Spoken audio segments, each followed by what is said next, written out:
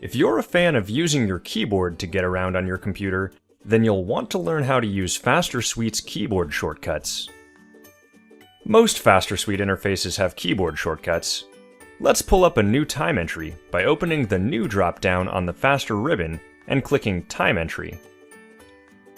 When you see a field with a letter next to it, you've identified the shortcut to move to that field without using your mouse by holding Alt on your keyboard and pressing the letter shown.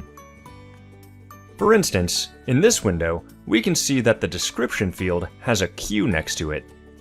That means we can press Alt and Q on our keyboard to jump directly to that field and begin typing.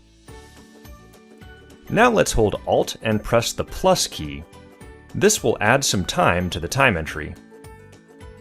Next, we'll hold Alt and press the M key to move to the Matter filter field and search for a matter.